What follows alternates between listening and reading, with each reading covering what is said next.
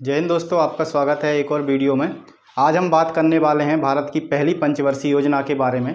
तो आप सभी जानते हैं कि भारत की जो पहली पंचवर्षीय योजना है वो बहुत ही महत्वपूर्ण योजना है, क्योंकि उस पहली पंचवर्षीय योजना से कई सारी परीक्षाओं में और हमारी वार्षिक परीक्षाओं में भी कई सारे सवाल पूछे जाते हैं। ठीक है, तो आइए सबसे पहले हम एक बार थोड़ी सी चर्चा कर लेते हैं। जैसा कि हम जानते हैं 15 अगस्त 1947 को हमारा देश आज़ाद हुआ। ठीक है, आज़ाद होने के बाद ही हमारे देश का क्या हो गया, जैसे ही आज़ाद हुआ उसी समय देश का बंटवारा भी हो गया। मतलब हिंदुस्तान के दो टुकड़े कर दिए गए, एक हिंदुस्तान और दूसरा पाकिस्तान। ठीक है, उस पाकिस्तान को भी एक पूर्वी पाकिस्तान और एक पश्चिमी पाकिस्तान के रूप में अलग अलग तरीके से बांट दिया गया था। अब ये जो बंटवारा था ये हमारे राजनीतिक और मतलब कि भारत के राजनीतिक और आर्थिक दोनों के जो परिवेश था या जो परिदृश्य था उसको बदलने वाला बंटवारा था। क्यों बदलने वाला बंटवारा था? क्योंकि उस समय जो भारत की अधिकतर फैक्ट्रियां थीं और जो कच्चे माल के उद्योग थे उनका भी विभाजन हो गया। जैसे जो अंतिम वस्तु बनाने वाली फैक्ट्रियां हैं वो भारत में रह गईं और कच्चा माल बनाने वाली फैक्ट्रियां पाकिस्तान में चली गईं। तो इस प्रकार से जो आर्थिक असंतुलन हुआ था उसको पटरी पर लाना था। इसके बाद देश के बंटवारे के साथ ही भारत में कई सारे दंगे हुए, मुस्लिम और हिंदुओं में दंगे हुए, सिख और मुस्लिमों में दंगे हुए। तो जो लोगों का पुनर्वास हुआ उनका मतलब पाकिस्तान के जो हिंदू लोग हैं वो हिंदुस्तान में आए, भारत में आए, और हिंदुस्तान के जो मुस्लिम हैं जिन्हें पाकिस्तान के पास जाना था तो वो पाकिस्तान का। इससे क्या हुआ, जो बंटवारा हुआ और भारत के बंटवारे के साथ साथ जो पुनर्वास हुआ उससे काफ़ी भारत की जो अर्थव्यवस्था थी पूरी अस्त व्यस्त थी। ठीक है, उसके बाद ही 1947 में देश आज़ाद हुआ। लगभग 2 साल के बाद ही, 2 साल भी पूरे नहीं हुए और उसके बाद ही पाकिस्तान ने भारत पर आक्रमण कर दिया, कश्मीर पर। उससे दोनों देशों के बीच युद्ध हो गया। ठीक है, अब युद्ध जब होता है तो क्या होता है कि उसमें पैसा भी खर्च होता है और मतलब लोगों की जानें भी जाती हैं। तो उससे भी राजनीतिक अस्थिरता बनी हुई थी और जो आर्थिक अर्थव्यवस्था थी, भारत की जो आर्थिक स्थिति थी कमज़ोर हो चुकी थी। ठीक है, उसको पटरी पर लाने के लिए अब जो जिम्मेदारी थी वो थी किसके ऊपर थी? उस समय के जो तत्कालीन प्रधानमंत्री थे पंडित जवाहरलाल नेहरू। तो पंडित जवाहरलाल नेहरू का जो झुकाव था वो समाजवादी अर्थव्यवस्था की तरफ था। अब समाजवादी अर्थव्यवस्था क्या होती है ये हम पहले भी जान चुके हैं कि समाजवादी जो अर्थव्यवस्था होती है उसके अंतर्गत जो भी कार्य किए जाते हैं वो समाज कल्याण के लिए या जनहित में किए जाते हैं। जो भी उत्पादन के संसाधन होते हैं उन पर सरकार का पूर्ण अधिकार होता है। उत्पादन के संसाधन में हम वो भी पढ़ चुके हैं, जैसे कि श्रम, भूमि और पूंजी। ठीक है, तो इसके बारे में हम पहले भी जान चुके हैं। तो अब जब ये जिम्मेदारी प्रधानमंत्री के ऊपर थी तो उन्होंने क्या किया, सबसे पहले योजना आयोग का गठन किया गया। ठीक है, तो योजना आयोग का गठन हुआ था 15 मार्च 1950 को। ये जो प्रश्न है ये कई सारी प्रतियोगी परीक्षाओं में भी पूछा जाता है और वार्षिक परीक्षाओं में भी पूछा जाता है। तो योजना आयोग का जो गठन हुआ था वो 15 मार्च 1950 को हुआ। ठीक है, अभी 1950 से अभी तक, कब तक? 1 जनवरी 2015 तक, मतलब 1950 से 2015 तक हमारी जो सारी पंचवर्षीय योजनाएं हैं वो किसके द्वारा लागू की जाती थीं? योजना आयोग के द्वारा। ठीक है, लेकिन 1 जनवरी 2015 से जब नरेंद्र मोदी की सरकार ने इसका नाम परिवर्तित कर दिया और इसका अब नाम रख दिया गया है नीति आयोग। ठीक है, तो ये प्रश्न बहुत ही महत्वपूर्ण है। जब योजना आयोग का गठन हुआ 15 मार्च 1950 को और 1 जनवरी 2015 को इसका नाम बदलकर नीति आयोग कर दिया गया। ठीक है, तो नीति आयोग कब अस्तित्व में आया या नीति आयोग का गठन कब हुआ, तो ये भी लिख सकते हैं हम, या फिर ये भी पूछा जा सकता है योजना आयोग का गठन कब हुआ और अभी वर्तमान में ये किस नाम से जाना जाता है। तो इस प्रकार से भी प्रश्न बन सकता है। तो जब यदि केवल योजना आयोग के बारे में पूछते हैं तो 15 मार्च 1950 को इसका गठन हुआ था, और यदि नीति आयोग के बारे में पूछते हैं तो ये लिख सकते हैं हम कि 15 मार्च 1950 को योजना आयोग का गठन किया गया था। उसी का नाम परिवर्तित करके 1 जनवरी 2015 को नीति आयोग अस्तित्व में आया। ठीक है, तो ये उसका उत्तर होगा। अब इसके बाद क्या है, पहली जो पंचवर्षीय योजना थी ये हैरोल्ड डोमर मॉडल पर आधारित थी। हैरोल्ड डोमर मॉडल क्या होता है, ये हैरोल्ड और डोमर दो अर्थशास्त्री थे। ठीक है, अर्थशास्त्री मतलब जिनके अर्थशास्त्र का ज्ञान है वो अर्थशास्त्री थे। दोनों ने मिलकर एक मॉडल बनाया था। किसी भी देश की अर्थव्यवस्था को सुचारू रूप से चलाने के लिए, अर्थव्यवस्था का विकास करने के लिए इन दोनों का एक मॉडल था। उस मॉडल पर जो हमारी पंचवर्षीय योजना थी वो आधारित थी।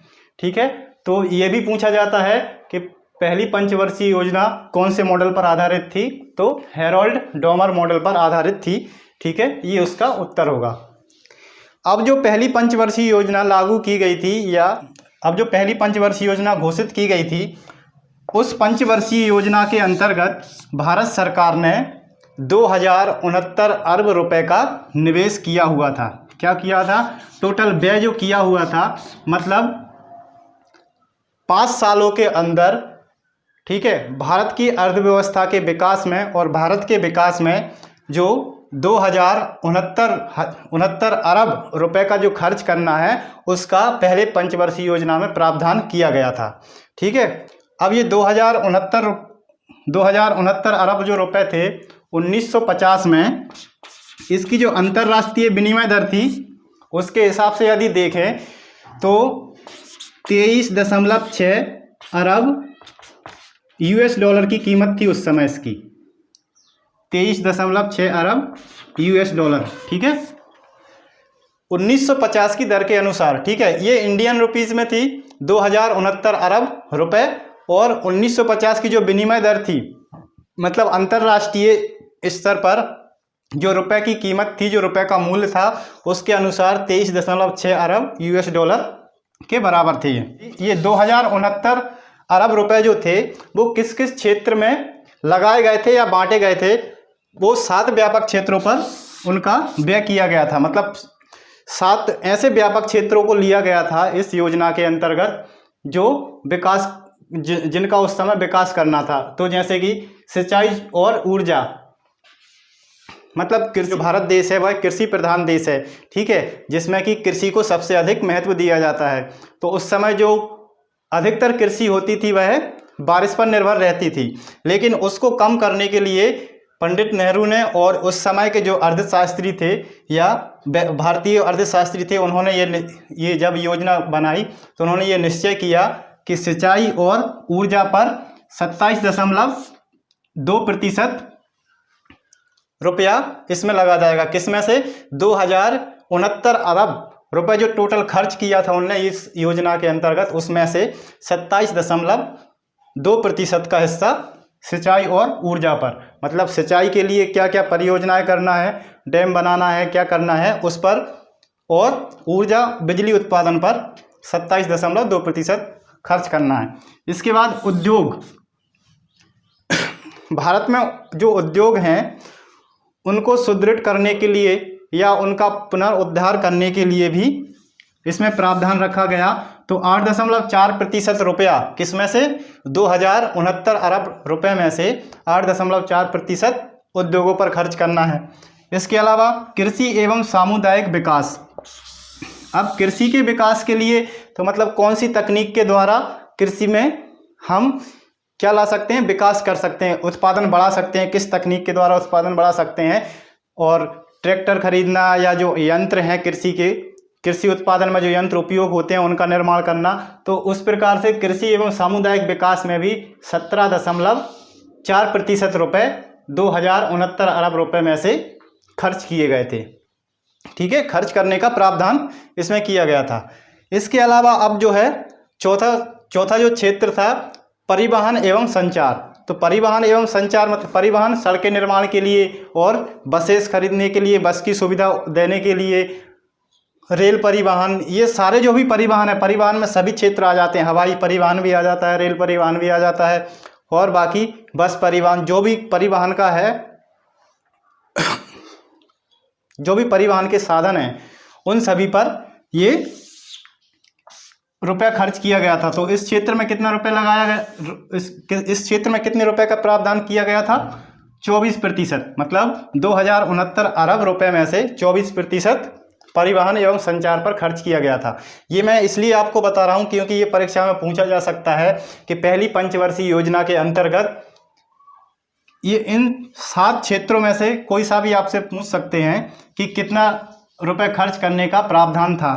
तो ये सारे नोट कर लीजिए आप। जैसे सामाजिक सेवाओं पर 16.64% रुपए 2069 अरब रुपए में से खर्च करने का प्रावधान था। भूमि पुनर्वास मतलब कि देश के बंटवारे और दंगों से जो देश में स्थिति पैदा हुई थी, जैसे कि जो हिंदुस्तान के मुस्लिम थे वो पाकिस्तान चले गए और पाकिस्तान में जो हिंदू फंसे हुए थे वो हिंदुस्तान आ गए। तो उनको रहने के लिए अब उनके घर बार वो सब छोड़ के आए थे, वहाँ ज़मीन भी छोड़ के आए, घर भी छोड़ के आए। तो उनके पुनर्वास के लिए उन्हें भूमि देने के लिए, घर के लिए जगह देने के लिए भी इस योजना के अंतर्गत प्रावधान किया गया था। तो 4.1% जो रुपए है 2069 अरब रुपए में से इतने रुपए भूमि पुनर्वास पर खर्च करने के लिए प्रावधान किया गया था। अब अन्य क्षेत्रों एवं सेवाओं के लिए भी 2.5% जो रुपए है वो रखा गया था। तो ये 7 ऐसे व्यापक क्षेत्र थे जिन पर सरकार को ये जो टोटल व्यय रखा था सरकार ने 2069 अरब रुपए का, इसको खर्च करना था। ठीक है। जब ये योजना बनकर तैयार हुई, पहली पंचवर्षीय योजना बनकर तैयार हुई, ठीक है, तो ये बजट में ये सारे क्षेत्रों पर व्यय करने का बजट तैयार किया गया। उसके बाद 1 अप्रैल 1951 को ये योजना लागू की गई। ठीक है, तो योजना कब लागू की गई ये भी प्रश्न पूछा जाता है। तो इसका आंसर क्या होगा? 1 अप्रैल 1951। ठीक है, और इसका समय कितना था, कार्यकाल? तो कोई भी योजना, जैसे नाम से ही इसके क्या है, पंचवर्षीय योजना, मतलब 5 साल के लिए कोई भी योजना, जब योजना आयोग के द्वारा कोई भी योजना लागू की गई तो वो 5 वर्ष के लिए की गई है। ठीक है, तो पहली जो पंचवर्षीय योजना थी वो 1951 से 1956 तक थी। ठीक है, अब लेकिन इसमें ये भी है, योजना आयोग ने ऐसा ही नहीं कि हर बार 5 वर्ष के लिए ही योजना बनाई हो। ठीक है, कभी कभी युद्ध की स्थिति के लिए, जैसे 1962 में युद्ध हुआ, उसके बाद 1965 में युद्ध हुआ, ठीक, तो उसके लिए भी इसने 1 वर्षीय योजना या 2 वर्षीय योजनाओं का भी निर्धारण किया है। जब हम सारी योजनाएं पढ़ेंगे तब उसके बारे में चर्चा करेंगे। ठीक है, तो अभी सिर्फ ये पहली पंचवर्षीय योजना है जो 5 साल के लिए लागू की गई थी। ठीक, अब हम समझ लेते हैं इसमें लक्ष्य क्या थे। जब कोई भी योजना बनाई जाती है तो उसका एक लक्ष्य निर्धारित किया जाता है, जैसे कि इसमें इतना पैसा खर्च करने के बाद भारत की अर्थव्यवस्था का कितना विकास होगा। ठीक है, भारत का सकल घरेलू उत्पाद कितना बढ़ेगा, या भारत में रोजगार की स्थिति क्या होगी, या भारत में इंफ्रास्ट्रक्चर क्या होगा। इन सारी बातों को नज़र रखते हुए एक लक्ष्य तय किया जाता है। तो पहली जो पंचवर्षीय योजना थी, उस समय के जो हमारे अर्थशास्त्री थे उन्होंने ये लक्ष्य रखा था कि भारत का जो जीडीपी है, ठीक है, उसकी वार्षिक विकास दर कितनी होना चाहिए? 2.1% होना चाहिए। ये एक लक्ष्य रखा हुआ था। इसके अलावा दूसरा और भी लक्ष्य थे जो साथ में इसके साथ हासिल करने थे, जैसे युद्ध और देश विभाजन के द्वारा आर्थिक संतुलन उत्पन्न हो गया था। उस आर्थिक संतुलन को भी दूर करना इस पहली पंचवर्षीय योजना का उद्देश्य था। ठीक है, और इसके अलावा खाद्य समस्याओं का समाधान करना।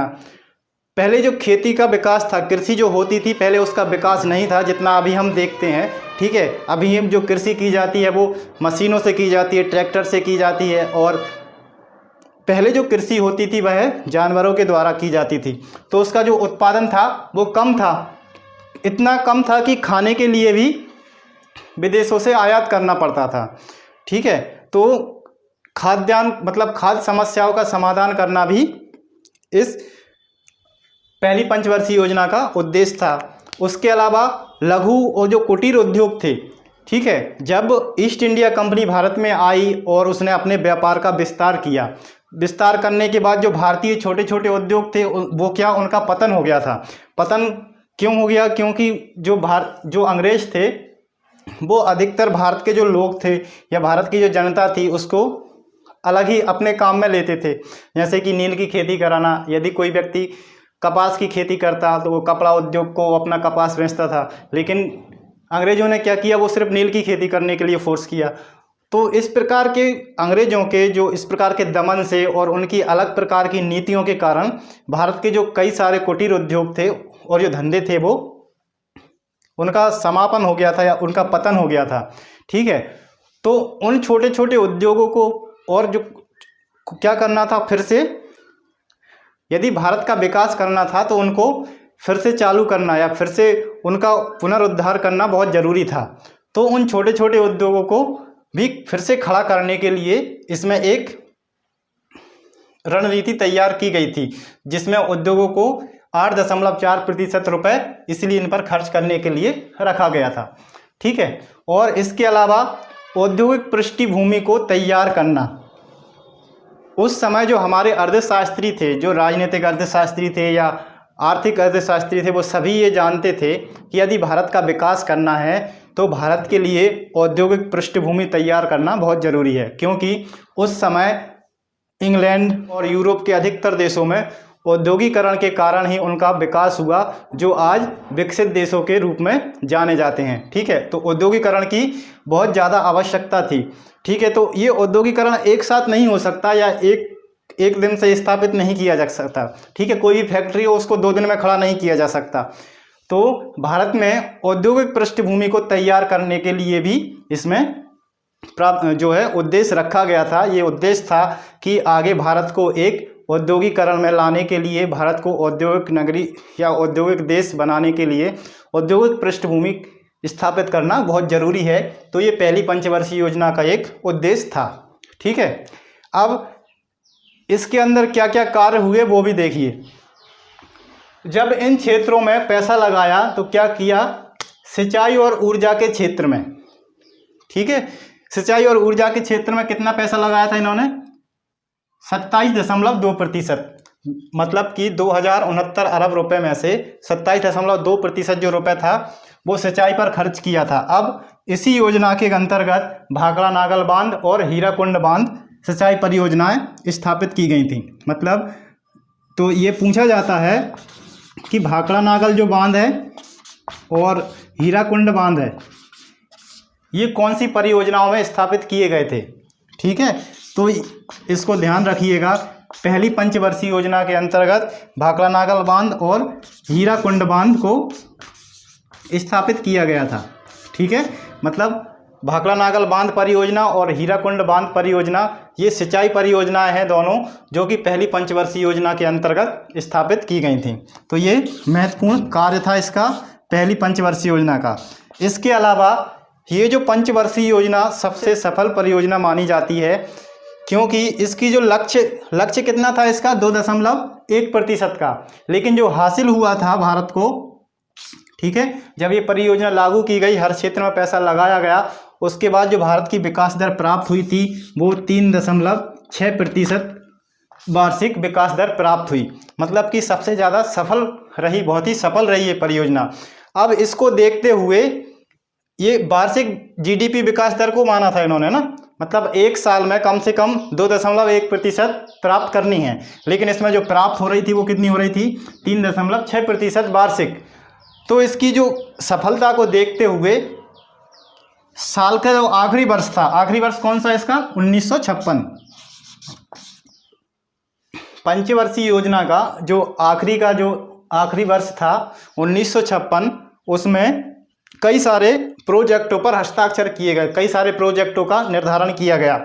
जैसे कि अगली पंचवर्षीय योजना तक, मतलब कि 1956 से 1961 तक 5 क्या करना है, 5 हमें इस्पात संयंत्र लगाना है। 5 इस्पात संयंत्रों को स्थापित करने का एक योजना तैयार की गई। इसके अलावा 5 IIT भी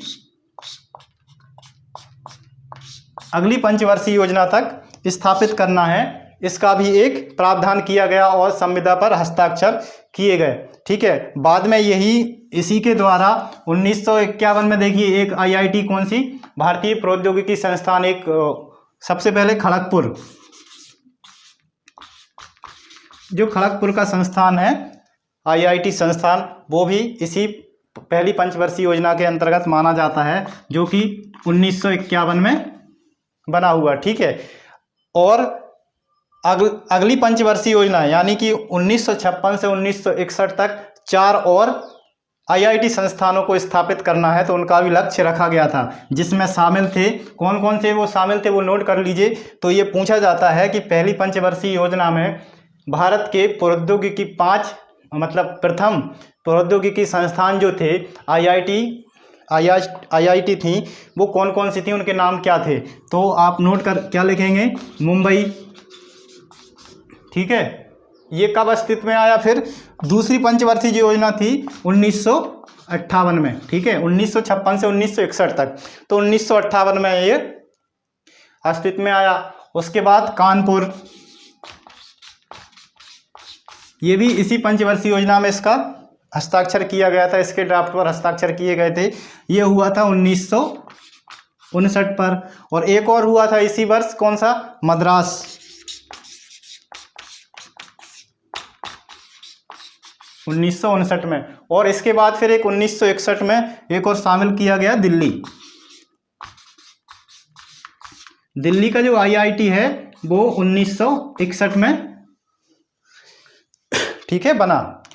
तो पहली पंचवर्षीय इनकी जो नींव रखी गई थी वो पहली पंचवर्षीय योजना के अंतर्गत रखी गई थी। और इसके अलावा 5 इस्पात संयंत्रों की भी नींव रखी गई थी, जो दूसरी पंचवर्षीय योजना में हम जानेंगे कौन कौन से इस्पात थे। ठीक है, इस्पात संयंत्र थे।